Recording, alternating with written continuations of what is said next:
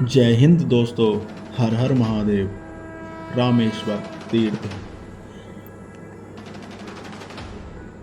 रामेश्वर हिंदुओं का एक पवित्र तीर्थ स्थल है। यह तमिलनाडु के रामनाथपुरम जिले में स्थित है। यह तीर्थ हिंदुओं के 4 धामों में से एक है। इसके अलावा यहाँ स्थापित शिवलिंग 12 द्वादश ज्योतिर्लिंगों में से एक माना जाता है। भारत के उत्तर के काशी की जो मान्यता है, वहीं दक्षिण में रामेश्वर चेन्नई से लगभग 450 मील दक्षिण पूर्व में है।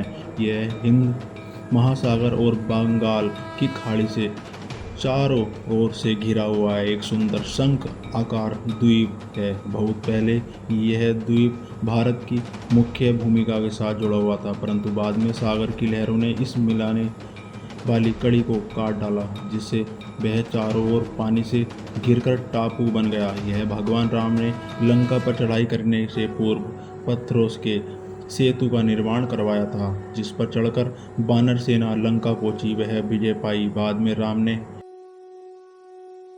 विभीषण के अनुरोध पर धनुषकोटि नामक स्थान पर यह सेतु तोड़ दिया। आज भी इस 30 मील 86 किलोमीटर लंबे आदि सेतु के अवशेष सागर में दिखाई। गलियारा विश्व का सबसे लंबा गलियारा है। ये तो हुई महत्वपूर्ण जानकारी, और हम रामेश्वर से जुड़ी पुरानी कथा हम सुनाने वाले हैं। जो आप ये देख रहे हैं, ये भगवान शिव का लिंग स्वरूप है। लिंग स्वरूप को हनुमान जी कैलाश पर्वत से श्री राम जी की आज्ञा से यहीं पर लाए थे, और हम आपको पुरानी कथा सुनाने वाले हैं रामेश्वर से जुड़ी। चलिए अब आपको कथा सुनाते हैं। इस ज्योतिर्लिंग की स्थापना मर्यादा पुरुषोत्तम भगवान श्री रामचंद्र जी ने की थी। स्कंद पुराण में इसकी महिमा विस्तार से वर्णित है। इसके विषय में कथा कही जाती है, जब भगवान श्री रामचंद्र जी लंका पर चढ़ाई करने के लिए जा रहे थे, तब इसी स्थान पर उन्होंने समुद्र की बालू से शिवलिंग बनाकर उसका पूजन किया था। ऐसा भी कहा जाता है कि इस स्थान पर ठहरकर भगवान राम जल पी रहे थे। आकाशवाणी हुई कि मेरी पूजा के बिना ही जल पीते हो। इस वाणी को सुनकर भगवान श्री राम ने बालू से शिवलिंग बनाकर उसकी पूजा की। भगवान शिव से रावण पर विजय प्राप्त करने का वर मांगा। उन्होंने प्रसन्नता के साथ यह वर भगवान श्री राम को दे दिया। भगवान शिव ने लोक कल्याण ज्योतिर्लिंग के रूप में वहाँ निवास करने की सबकी प्रार्थना भी स्वीकार कर ली। तभी से यह ज्योतिर्लिंग यहाँ विराजमान है। इस ज्योतिर्लिंग के विषय में एक दूसरी कथा इस प्रकार कही जाती है, जब भगवान श्री राम रावण का वध करके लौट रहे थे, तब उन्होंने अपना पहला पड़ाव समुद्र के उस पार गंधमादन पर्वत पर डाला था। वहाँ बहुत से ऋषि और मुनि भगवान श्री राम दर्शन के लिए उनके पास आए। उन सभी का आदर सत्कार करते हुए भगवान राम ने उनसे कहा कि पुलस्त्य के वंशज रावण का पर ब्रह्म हत्या का पाप लग गया है। आप लोग मुझे इससे निर्वित का कोई उपाय बताइए। यह बात सुनकर वहाँ उपस्थित सारे ऋषि मुनियों के 1 स्वर से कहा कि आप यहाँ शिवलिंग की स्थापना कीजिए, इससे आप ब्रह्म हत्या के पाप से छुटकारा पा जाएंगे। भगवान श्री राम ने उनकी यह बात स्वीकार कर हनुमान जी को कैलाश पर्वत पर जाकर वहाँ से शिवलिंग लाने का आदेश दिया। हनुमान जी तत्काल ही वहाँ जा पहुँचे, किंतु उन्होंने उस समय वहाँ भगवान शिव के दर्शन नहीं हुए। अंत में उनका दर्शन प्राप्त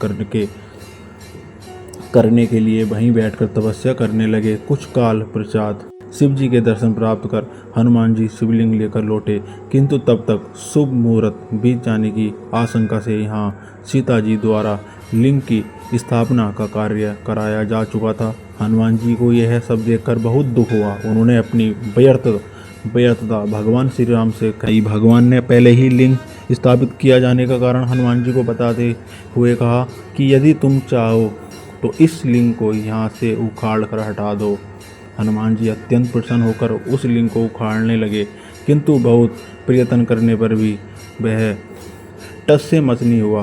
अंत में उन्होंने उस शिवलिंग को अपनी पूंछ में लपेटकर उखाड़ने का प्रयत्न किया, फिर भी वह ज्योतिर्लिंग उल्टे हनुमान जी ही धक्का खाकर 1 कोस दूरी मूर्छित होकर जा गिरे। उनके शरीर से रक्त बहने लगा। यह देखकर सभी लोग अत्यंत व्याकुल हो उठे। माता सीता जी पुत्र से भी प्यारे अपने हनुमान के शरीर पर हाथ फेरती हुई विलाप करने लगी। मूर्छा दूर होने पर हनुमान जी ने भगवान श्री राम को परम ब्रह्म के रूप में सामने देखा। भगवान ने उन्हें शंकर जी की महिमा बताकर उनका प्रबोध किया। हनुमान जी द्वारा लाए गए लिंग स्थापना भी वहीं पास में करा दी। रामेश्वर तमिलनाडु राज्य के रामनाथपुरम नामक स्थान में मौजूद है। ज्योतिर्लिंग में से एक होने के साथ ही हिंदुओं के 4 धामों में से एक भी है। मान्यता है कि इसकी स्थापना स्वयं भगवान श्री राम ने की थी, इसलिए ज्योतिर्लिंग को भगवान राम का नाम रामेश्वर दिया गया है। रामेश्वर से जुड़ी प्राचीन और पौराणिक कथा, और आपको ये कथा कैसी लगी और हमें कमेंट बॉक्स में श्री राधे राधे और हर हर महादेव अवश्य लिखें। और हम आपको संपूर्ण दर्शन कराने वाले हैं, वो आप दर्शन कर सकते हैं। यहाँ पर भगवान श्री रामचंद्र जी की लीलाओं को दर्शाया गया है। जब त्रेता युग में भगवान श्री रामचंद्र जी ने यहीं पर लीला की थी, लंका पर चढ़ाई की थी अपने बानर सहित सेनाओं के साथ में। वो यहीं पर भव्य मंदिर बना हुआ है और यहीं पर वो भी शिवलिंग यहाँ पर विराजमान है। वो आप देख चुके होंगे कि जो भगवान श्री राम जी के आज्ञा के अनुसार हनुमान जी कैलाश पर्वत पर गए थे, तो वो शिवलिंग यहीं पर विराजमान है। और यहाँ पर लाखों की संख्या में श्रद्धालु दर्शन करने आते हैं।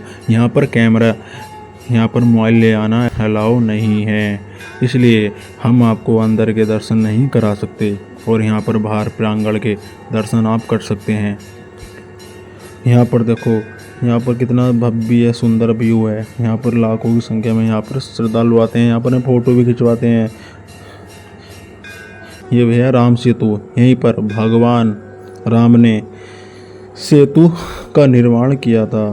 आप देख सकते हैं क्या लीला रही होगी त्रेता युग में, जब भगवान राम की सेनाओं ने यहीं पर राम सेतु बनवाया था। और यहाँ पर देखो श्रद्धालु आए हुए हैं, यहाँ पर फ़ोटो खिंचवा रहे हैं। और आज की वीडियो आपको कैसी लगी कमेंट बॉक्स में हर हर महादेव अवश्य लिखें, और इस वीडियो को लाइक करना नहीं भूलें। और आप देख सकते हैं यहाँ पर कितना सुंदर व्यू है। और आज की वीडियो कैसी लगी हमें कमेंट बॉक्स में हर हर महादेव अवश्य लिखें।